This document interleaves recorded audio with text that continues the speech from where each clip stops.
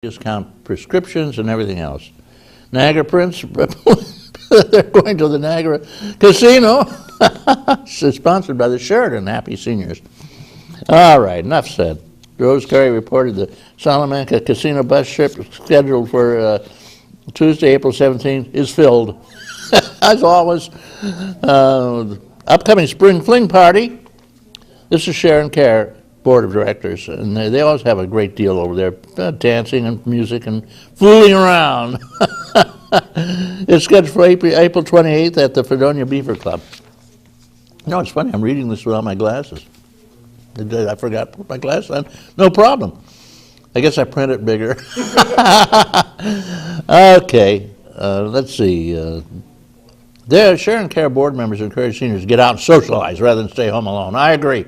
And if you are a senior, or you have somebody who is a senior who's a lonely person, take them by the arm and grab them and force them to go over to your Sharon Care Club or any other in town. Every village, town, church, they all have senior clubs. Join them. You got a whole new family. Okay. Happy birthday over there. Sandy Pagano, Bob Suttle, and it just says Griffin. Niagara Casino, April 25th. Cost us $16. That's funny. You receive 25 in slots and 5 food vouchers. Hey, there's a profit. That is better than usual. All right, next meeting is April 13th. Silver Creek Seniors. They have a beautiful little place at the corner of 5 and 20, and you can't beat it. They have mentioned that they want me to say happy birthday to Lori Newman, Bud Anger, Conrad Pollock, Jane Park, and Griffin. They're going to buy some buildings. They own their own building. They keep it up. They maintain it. They paint it. They just roofed it. Everything. They're announcing a trip to Niagara Falls Casino, April 25th. June 12th, they're going to the Maid of the Most. That's funny. The aquarium, and to eat at the Red Coach Inn. Easter luncheon was had and enjoyed by all, and that's about it. Oh, I got one point thing. The Spring Fling Party is for a lot of seniors. It's Saturday, April 28th at the Fredonia Beaver Club. Social hours from 3 to 4:30, and that includes cards, music, karaoke, and fooling around. Then at 5:15 you'll have a catered dinner. It's a buffet dinner, and it'll include a wonderful, wonderful menu. If you're interested, call 679-4386. They're telling me I can't read any more news or give any more news because my time is up. And time is running out here fast. Okay, I'll go along with that, no problem. I've got a public service announcement for you, and then we'll hear from John Hamels, who is the doc. Today, more than ever before, women are on the front lines of America's defense. These brave women struggle and sacrifice to help keep our country secure. They deserve to be recognized for their service as guardians of freedom. Please support the American Legion's efforts to serve the growing number of women veterans. Go to legion.org/honor-veterans to find out how you can help. Okay, we're back. The doc, you're on. John Hamels. Morning, Reed. And good morning to our guest, Tom Burkhouse. We'll be talking with you shortly, I guess. Well, good morning, everyone. America. And meet Greg Anderson. Served 2. Oh. That's not me. I'm a ventriloquist, I guess. But here I am. I'm back. my alter ego. From Jeff Zook, the head engineer, he sends in a trivial question for you, Reed, on the Titanic. And the question is, let's see if I get this right, Jeff. What is the nautical requirement on all ships since the sinking of the Titanic, that you have to make sure this is in place at all times? I don't know. Maybe you should keep the radio on for one thing. That was one. You're halfway there. Not only do you have to have the radio on at all times, but you have to have somebody manning or womaning it. Right. Somebody has to be there at all Well, times. that was the big problem. 24/7. They couldn't get help there Well, soon enough. well done. He got that one right. We'll give him half credit for that one, Jeff. Okay. Okay, secondly, I want to remind people that are watching right now that they have time this morning to go to the Safety Village Easter Festival. That's today, and I know some of you are going to be viewing this later in the week. It'll be too late, but if you're got some grandkids or kids, it's only $1 to get in. They're going to give away candy, and there's games, and you can win a bike at different age groups, and there's all kinds of activities. I'll be working with the Masonic groups from Chautauqua County, doing the child ID program, where you get a little disc about your child and fingerprints and photographs and that sort of thing, and that's all free. So it's going to be a great day over on Route 394 near the BOCES Center, the Children's Safety Village. And then just as a way of kind of introducing our guest today, Reed, I thought, since I'm involved with the group as well that we're going to be talking about, I thought I'd just share some of the thinking that we as a group, Rotary, follow. It says here, these are things that when we think, think, say, or do, these are sort of 4 basic guidelines that we as Rotarians follow. And I know that a lot of people believe in a lot of this stuff, but this is what we really uphold. The first thing we ask ourselves, is it the truth? The second one, is it fair to all concerned? That's a tough one, isn't it? You know, you try to please everybody. Will it build goodwill and better friendships? And we're going to talk a lot about goodwill and friendships here in a little bit. And finally, will it be beneficial to all concerned? And with that, I'm just going to let you know that I'm going to be joining Tom here in a minute, but you're going to have a great show, and I look forward to hearing more from Tom and the rest of the group. And if there's other Rotarians from the county, call in and chime in. Back to you, Reed. Thank you. Thank you very much, Mr. Hamels. We have with us Tom Burkhouse, and he is, what's your role over at the Rotary now? You're in Westfield Mayville Rotary. And what do you do? I am chairman of the auction. Okay, yeah, you have a big auction run coming the up. auction, and When is that auction? The auction is May 5th. May 5th. It's the fire hall, or the exempt hall on Bourne Street in Oh, in Westfield. Westfield, right across the railroad, okay. Correct. And what are you going to do? Everybody in the world bringing stuff, or is just Rotarians? No, it's open to the public. The members donate items for auction. A lot of businesses in the communities around us donate auction items. And we have a live auction of approximately 50 items and silent auction of anywhere from 100 to 125, 150 items.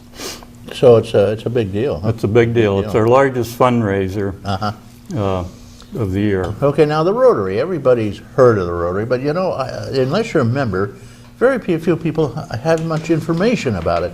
So how do you get into the Rotary, first of all? You're on. I'm on. Oh, I'm sorry, you weren't ready. I'm not ready. This is a People, okay. this is Keystone Cops going on here, you know. Go ahead, Tom. Go ahead. You get in Rotary by, you can ask a Rotarian if you're interested.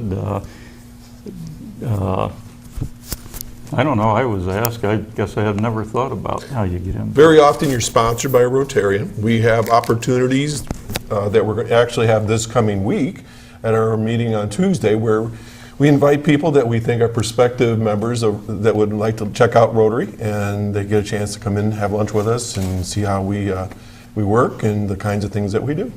Somebody asked me to be a member once, more than once, but I didn't join because I couldn't afford the $1 every Tuesday if I missed the meeting. It was $1. What is it? Oh, it's still $1. Still $1. If you miss a meeting, it's $1. What Reed's talking about is any chance, like most organizations, if they can fine you a little bit, it's a fun fine, you know, $1 if you missed a meeting or something along these lines, and that's how we raise money for all the various projects that we do.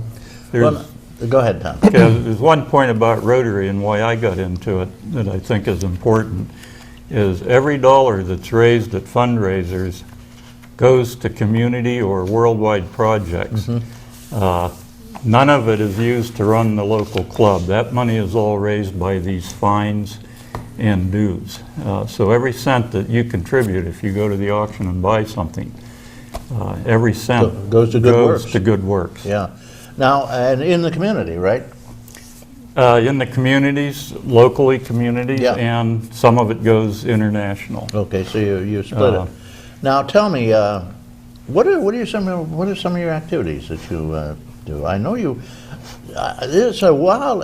I came across some information not too long ago that I think very few people know in Westfield, Mayville area, and it's a big benefit. You were sponsoring and pushing and very, very responsible in terms of getting the hospital in Westfield.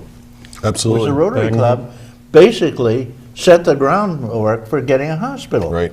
And that was the Westfield Memorial Hospital, and with the Westfield Mayville Club, yeah. Yeah, Correct, back in Westfield the Memorial 40s. Hospital, and it wouldn't probably be there if it weren't for the Rotary.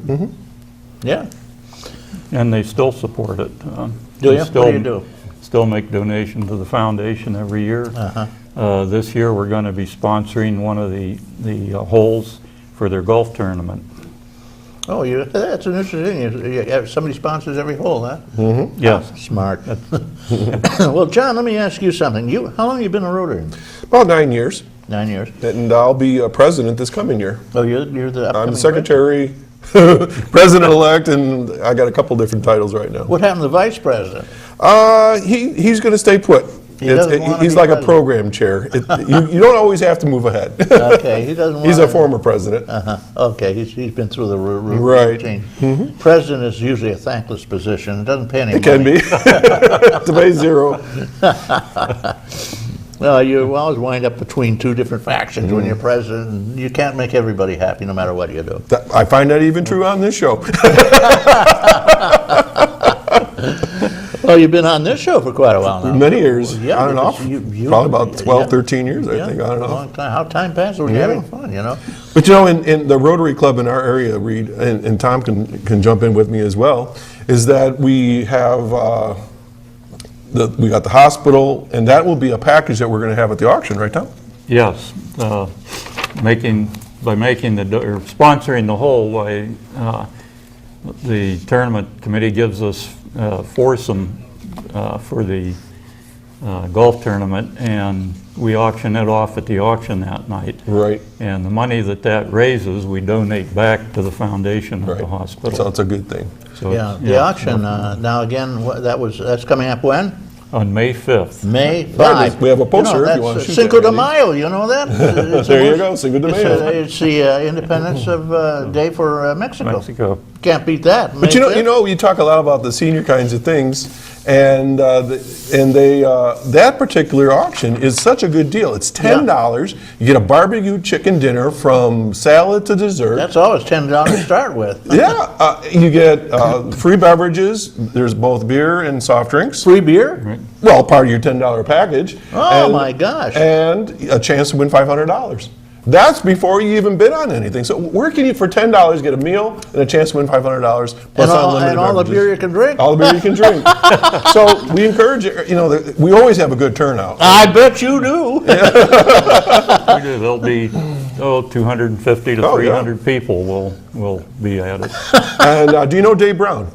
Yeah. Dave Brown is our auctioneer, and if he's entertainment unto himself, right? He's funny, and he keeps things rolling along, and he does good work for us. Yeah. Right. Well, I met him one time at a garage sale, and I found a big picture that, it's a big, it looked like a big picture. Later, it was told to me it was a almost 200-year-old burial cairn for ashes. And the top was missing. And it was all hand chased. I mean, somebody beat a gorgeous pattern, so beautiful. And it was marked on the bottom 925, which is the South American sterling. That's what they wow. use.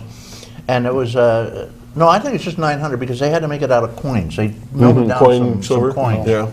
And it was only 900, so it was marked 900. And I figured that's probably silver. And I went over to the person. I said, "This is marked $3, but it might be. It's probably silver, and it's a beautiful piece." She said, "We don't care. Just take it."